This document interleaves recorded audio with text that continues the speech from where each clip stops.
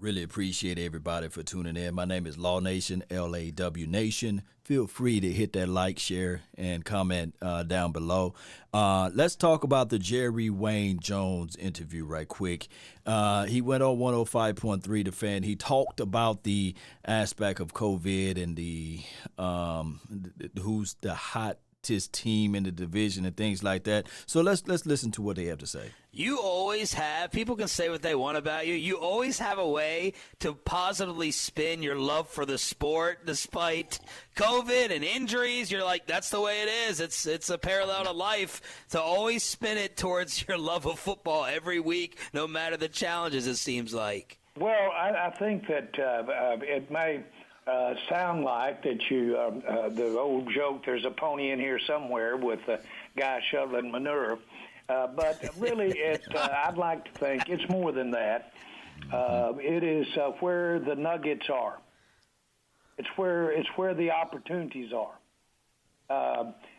Most won't remember, but in 1989, Dallas was down and out. No buildings were, a lot of buildings weren't finished. They were partially constructed. They sure weren't occupied if they were constructed. Banks going broke, everything. Well, that's when I bought the Dallas Cowboys. And it was a great opportunity to get involved in this great community and a great opportunity to get involved in the future. Who could have ever seen that we would go forward with the next decades of growth right here in this immediate area? But more importantly, who would have ever seen that the NFL and it would grow and what it would become as a content? And so, hey, he's speaking the truth here, Cowboy Nation. Those who remember the video that I did last night about this topic, similar. Remember, Frisco, Plano, and all of those areas were just a speck on the map. And now when you're in Dallas area, I want you guys, especially if you're coming from out of town, to visit that area, visit that location, and just look around and see how much of Jerry Jones' impact has for that particular city, and as well as for Arlington. You know, Arlington's still going through that phase right now. It's a mess out there trying to drive around, but you know, maybe 5 or 6 years from now, you would look back and say, man, wow, look at all of the things that's growing in Arlington and that's growing in Plano and Frisco area. It's crazy. But Jerry's right on that. He's an innovator. He's an innovator. So really, these are the times when you see your best shots. Jerry Jones every week with us right here on The Fan. Jerry, Thanks. Do you see a clear favorite in the division right now, or do you think the whole thing is just totally wide open still? Well, I'm impressed with the Washington football team, and should be. They've beat us handedly 2 times, and that says about all I can say right there. They've got a solid defensive front, and obviously in Philadelphia, but speak to the Cowboys, that plays against where we've got some weakness right now in our offensive fronts. I think when you look at the team, a team like the Giants, here they've lost that young quarterback. They've got some good backup there, but they've lost that running back that anybody could point to and say, boy, what if you lost somebody like Zeke? What would happen then? And so my point is everybody is adjusting.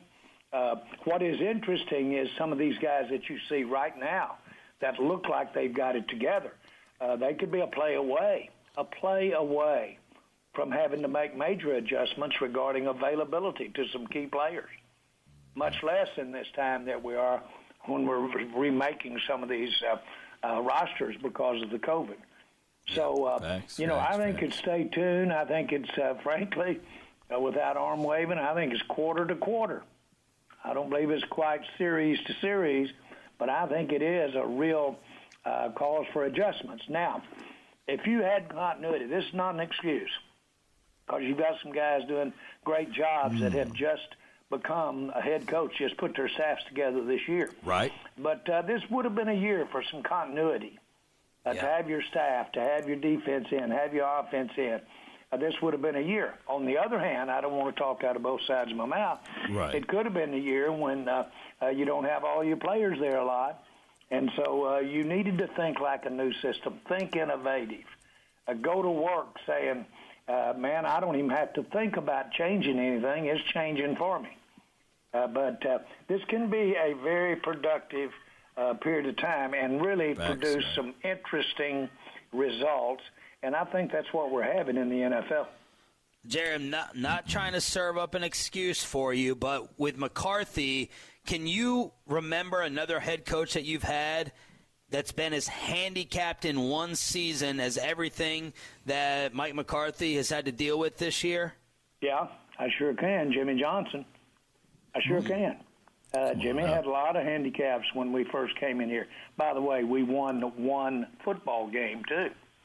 Yeah. And he was accused by one other coach for sure of running and making it look like it was a high school program.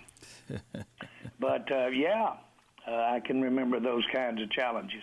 Coach Landry was challenged the year before when he only won 3 games. Mm-hmm. And so, I can recollect real challenges that we've experienced. And by the way, to those guys' credit, they took that adversity. They made adjustments. They didn't lose the team, the spirit, lose the heart of the team. They were able to take some parts of those times, in Jimmy's case, and basically take those times. Jimmy was an outstanding coach. We had a lot of, I got here trading. That's how I bought the team, was to trade into it and get with it. And so we had some interesting times. Those bad years caused us to sit there, caused to scratch our head and sit down and say, what have we got here that we could move the needle on? And looked over there, and there stood Herschel Walker. And so that bad year had a big impetus in us turning around and being open-minded to things like that. Hello, let's use this to look how to not only be interesting, entertaining, but also be productive. Jerry, for the based on this continuity response you just gave, would I be accurate in thinking that had you known 2020 was going to be like this, that you may not have moved on from Jason at the time? Not that it was the wrong decision, but if you knew the continuity was not going to be there and that 2020 was going to be this way, would you have changed your decision? Well, in any way, that's foolhardy. That's a question, but it's foolhardy to dwell on that because you didn't know. And consequently, you made the best decision for the time that you could make, and I wouldn't second-guess that decision. I know this, that I like the fact that offensively we stayed in a lot of the fundamental thing. Mike wanted to do that from the get-go. He wanted to keep more there, and one of the reasons he wanted to do it was because of the continuity and keep it going the same way. He didn't make, and we didn't make the same call defensively, and no question. We didn't make it. Changing our schemes, changing our techniques, changing a lot of that area over on defense has been quite an adjustment in these times. Jerry Jones, under any circumstance. Right. Jerry Jones joined us here, 105.3 The Fan. Jerry, the league had Denver play without an entire quarterback room this week, had a special teams player be their quarterback. Do you think the integrity of these games is in question when you have teams play without a quarterback basically at all? Well, I think you in the NFL, or you take risks. And you take risk when you make your quarterback mobile and risk getting him hit, risk his availability. We've got to look at that for the future relative to Dak and just how much do we want him to get hit in the future. So you take risks. You take risks when you put all the quarterbacks in the same room. If you were worried about those things, you can spread them out a little bit. You can not even you can save one. I don't know that Denver had any more of a challenge than we've had with DiNucci or with the young quarterbacks that we've had. And so my point to you is, and so, by the way, 2 or 3 of those quarterbacks will be back from the COVID. But, boy, we have been schooled in the NFL. These teams have been schooled that you had really better pay attention to your protocols. You better manage. Don't just give it lip service, roll your eyes back and say that happens to them, it doesn't happen to me.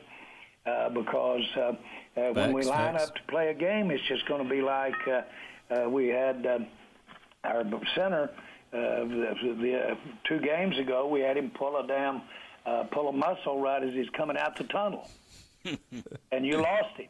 You say he had to pull a damn muscle coming out of the tunnel. Jerry is crazy with it, but yeah, he's spitting facts with that everybody got to go through injuries and everybody got to make the necessary adjustments. And I can't argue with facts. Shout out to Jerry, man. To be his age, to be so poised with it, it's crazy. But I still believe that he is a salesman at heart. You know, he's selling a lot of good stuff. And I don't mean to be trite about it, but that happens. That's football. And you better be ready to have somebody else come in there. Well, to answer your question, all teams are advised that do logical things relative to separation, relative to having your players available when you've got a challenge. And do those things because it could make a difference in scoring points or make a difference in how you defend somebody. And I'm being trite. Facts. That's part of coaching. That's part of managing the game. Mm-hmm. And a lot of times you find out a lot about people when during the trials. Ambiguity. A lot of people cannot operate if they don't know what's going to happen for sure on Friday or Saturday when it's time to get their paycheck. On the other hand, some people are their best when they're having ambiguity. Mm-hmm. I call it a tolerance for ambiguity. A Mississippi riverboat gambler, when he doesn't know the next card, is his most charming. He's his very best in his life. When the next card may get him thrown in the river or he owns the boat. Wow. Yeah. Jerry Jones is here on Sean and RJ every Tuesday on the Buyers Barricades hotline. Jerry, how does the rescheduling of your game, you guys are going to play Baltimore now a week for today, how does that change y'all's schedule? And are you still going to play Cincinnati the following Sunday? Well, those are questions that, under the circumstance, you can understand why I'm not going to be definitive, but I'm going to answer them. That's what we got scheduled. That's why we got them. That's the plan. Jerry, and I'm how not do you being trite. Right, but that's the plan. What the schedule, as I see it, is we play Tuesday, play a primetime game Tuesday, looking forward to it, and then we play the next schedule. Yes. Jerry, Dez was added to the Ravens active roster. How happy are you that Dez Bryant has been able to make this NFL comeback and make the Ravens team? Dez has an eternal light of good, and I mean that. Good, if you love a competitor or if you love somebody that doesn't do his whole being is about getting to compete. He's got his teammates' best interest, great teammate. Dez is an eternal light of positiveness for our game.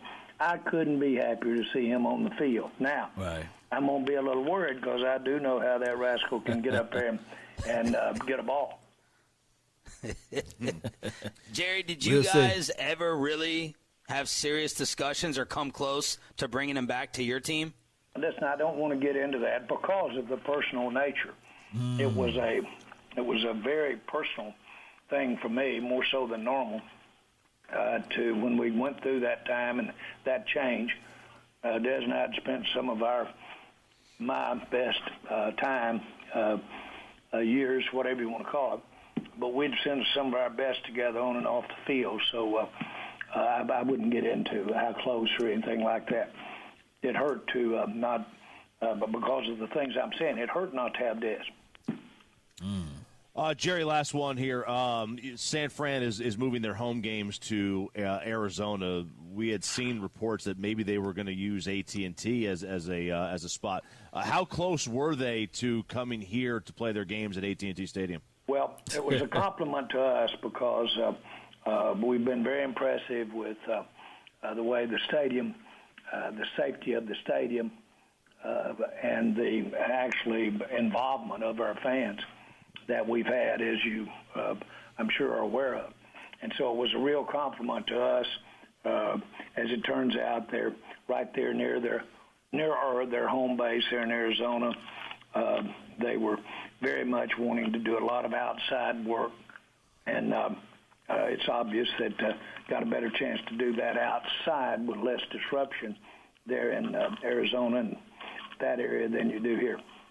Jerry, this was a real treat. Thank you so much. Enjoy the rest of your day, your week, and we'll catch up with you next week as we preview Tuesday night, Tuesday afternoon, night football against the Ravens. Thank you. Well, again, here we go on a new adventure. There we are, doing it Tuesday night, national television. On prime time. On prime time, baby. There's Jerry Jones' conversation with 105.3 The Fan. Check them out. I will try to post a link in the description box so you guys can get a full flavor of the interview without me stopping it. But nevertheless, we look at this team and we will say to ourselves, hey, it is what it is. And I think in this interview, I might have skipped by it. He talked about the similarities between the 1-5 team with Jimmy Johnson and this particular team first year with Mike McCarthy. And it makes me upset when I hear people say that, because that team was totally different than this team, regardless of the philosophy.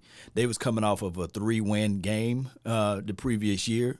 And on top of that, you don't have the level of talent that's on this particular team opposed to the levels of talent there, right? No. Nobody would say that, right? The 89 team didn't have the level of talent that this 2020 team had, even with the injuries. Let that sink in. Because they had, too tall? He was like 38 years of age at that time. So he was long in the tooth.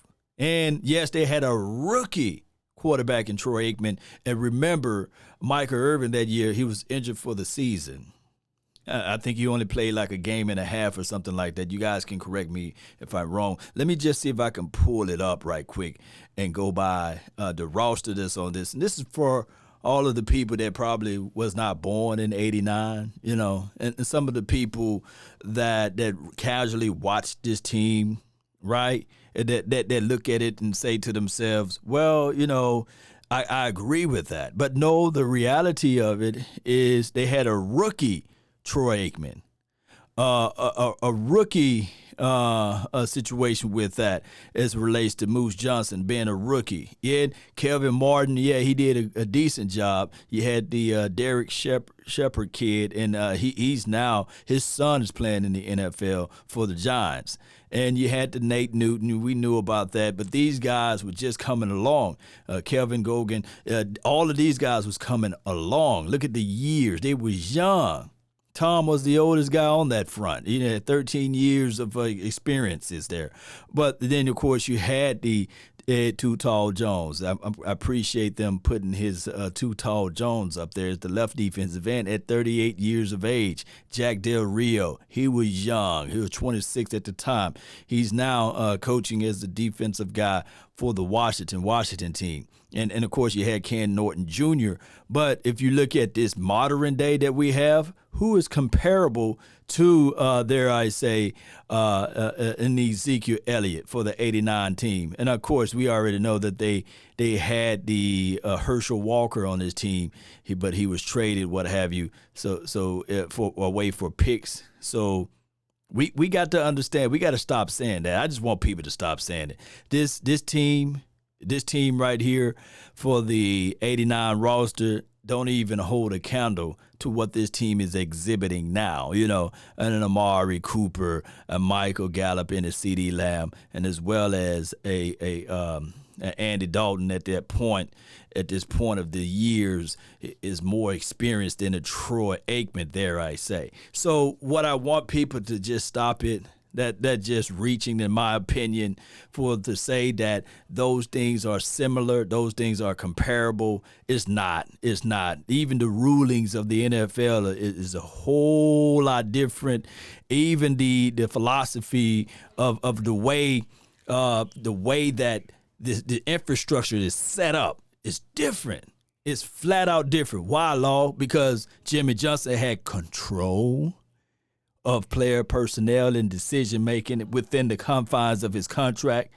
Oh, and on top of that, Jimmy Johnson had more leeway, and even though he didn't have his winning season, it took him, his third year or so, it was just different. So I want people to remove that from their mental capacity of saying, well, it took this and it took that. Look, this team, yes, coming off of 8-8 season. One can say, well, they underperformed. There were some games that was left on the field the previous year that we could have won.